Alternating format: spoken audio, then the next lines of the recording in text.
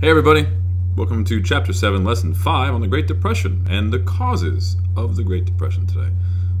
Mr. Knor and I couldn't quite agree on the mnemonic.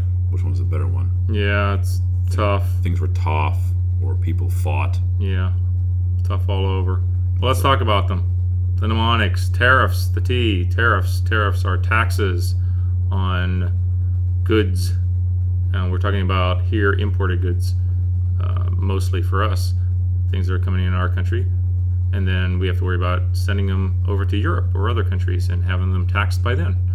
So tariffs strangled international trade because nobody wanted to have those tariffs because they were so expensive. They were making your product cost so much to sell it somewhere. So no one bought from or sold to other countries. So now we're going to try and explain it in a little more detail, a little bit faster.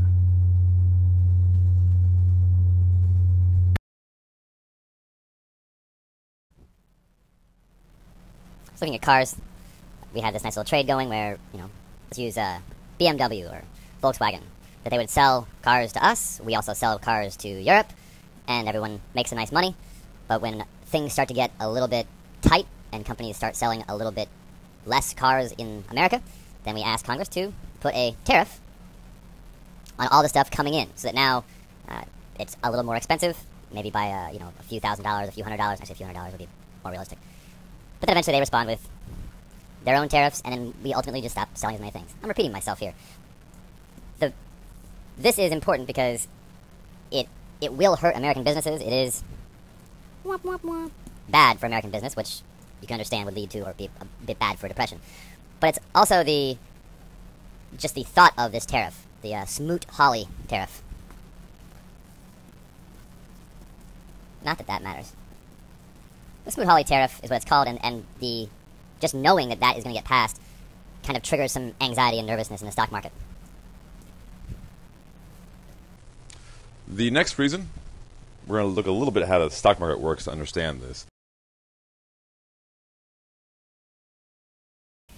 But if, let's say this dude here, we'll call him Phil. Phil wants a little piece of, what is this thing, Edison?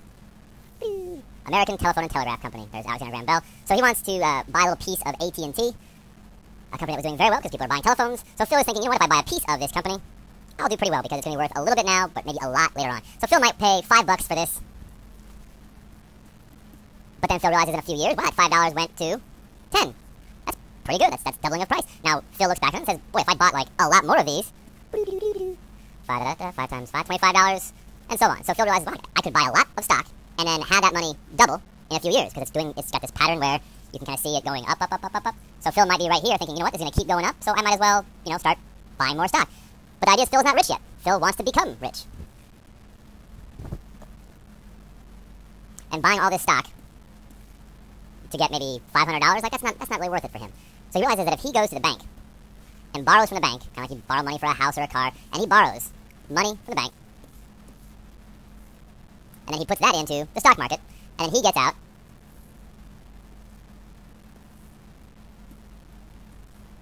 a lot more stock, which he knows will be worth a lot more money. So he's not even worried about this money here that he borrowed. He knows that he'll make that money back, and he'll be able to pay off the bank with the money he makes from this stock going up in value. So they call this... Where am I? Here I am. They call this over-speculation on stocks, because you're speculating, you're guessing. If I speculate, I'm guessing. He's guessing that this is going to be worth a lot of money, and he's betting that money that he can make enough money off of these stocks to pay back the bank for this money that he borrowed. Now, whose money is that? That money belongs to all these investors, all these people who've just been putting their money into the bank, every paycheck, they're working at some factory maybe, but they're just putting their money in the bank. Phil takes that money for a ride. Phil is betting that he is going to be able to pay that back. These banks come and they ask Phil for his money. Where's our money, Phil? And Phil's like, frowny face, I don't have it. So the bank suddenly, we'll know how the banks work. Banks don't keep everybody's money here all the time. They make money by using that money, giving it to Steve here. By keeping that money circulating, they get money back in the form of interest, and that's how banks make their money. So they don't just keep your money there. But you can kind of assume that when this guy, we'll call him Roger, when Roger comes and says, can I have my money? The bank's like, sure, yeah, Roger, we probably have money for Roger. The bank won't have enough money if all these people come asking for their money back. And as this panic starts to set in, as everyone realizes this is a pretty big bubble and it's probably going to burst, this dude lost that money. These people can't get that money because it's not there. And sadly, the bank shuts down. And there's nothing to do. The bank is gone, and their money, their life savings, it's just gone. It's just gone.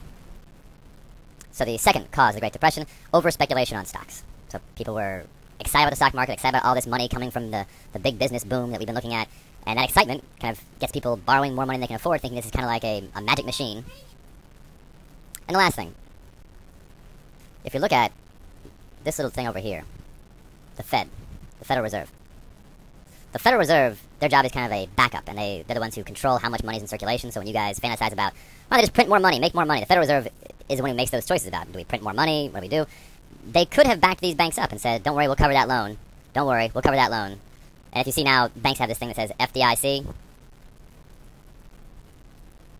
That means your money is insured. So even if something happens and Phil messes with gambling on over-speculation on stocks, it's okay, the federal government will back up that bank so it won't close, and you won't lose all your money, all your life savings. But back then, there was a thing called, I think the term is laissez-faire. I think I'm spelling that right.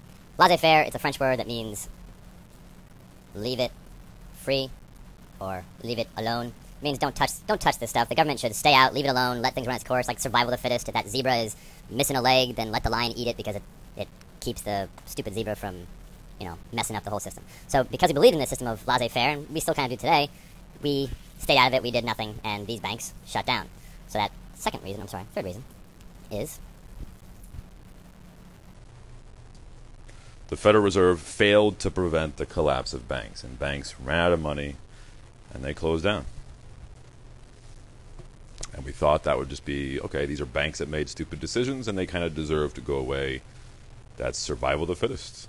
And but that we realized that was a huge problem. Now, without banks, a lot of things shut down. We won't go into that much today because this may hurt your head from all the economics. But the big day comes October 29th, 1929, when somebody starts, they sell. One guy sees one guy selling his stocks, and one guy sees his guy selling his stocks. Because when you're selling stocks, you want to buy when the stock is down here, and you want to sell right at that spot right there. Buy low, sell high. That's when you make the most money with the least investment. And at this point, when you see one person start to sell and one start to sell, it triggers this massive thing where everybody is suddenly panicked. It doesn't normally happen like that because everyone kind of thinks, this is just kind of a normal thing that happens in the long run. Stay with the stock market, hold it for a while. But because everybody panics and freaks out, the next crash, you don't want to be here. You don't want to be that guy. You want to be here. So that date, October 29th, 1929, it's worth writing that down. Thank you very much. We'll see you next time.